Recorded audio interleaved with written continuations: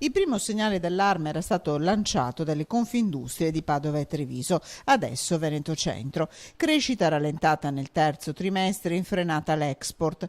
Non c'è pessimismo tra gli industriali del Veneto riuniti in università a Padova per la presentazione del rapporto della Fondazione Nord-Est.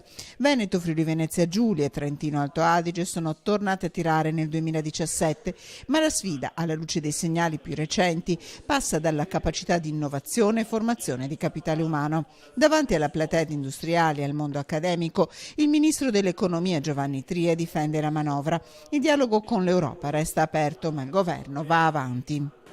Con la risposta inviata alla Commissione europea l'altro ieri, il governo ha ribadito la sua posizione in merito alla strategia che intende perseguire per rilanciare la crescita in Italia.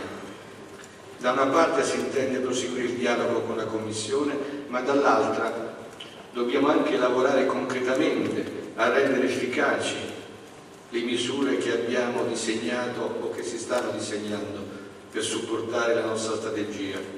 Agli industriali spiega la strategia in atto per potenziare gli investimenti pubblici, ministro Tria, ma gli industriali, nonostante alcune aperture di credito, ribadiscono la loro preoccupazione. C'è poca attenzione verso quelli che sono i corpi intermedi e questo è estremamente grave perché di fatto non si tratta di quelle elite, che poi non so cosa siano, delle quali si parla tante volte, si tratta di imprese concrete che chiedono attenzione concreta. La politica dovrebbe avere una visione che deve essere una visione a medio-lungo termine, non l'immediato, non il consenso di oggi. E a creare ulteriori preoccupazioni sono i dati che arrivano dalla Germania con la frenata del PIL nel terzo trimestre. Nord-Est e Germania effettivamente hanno un rapporto strettissimo e perciò dovrebbe esserci da parte di tutti i governi, ma in particolare del nostro, ricordiamoci che comunque sia se lo spread si alza, se il costo del denaro è più elevato ci sarà meno disponibilità per fare interessi da parte delle aziende.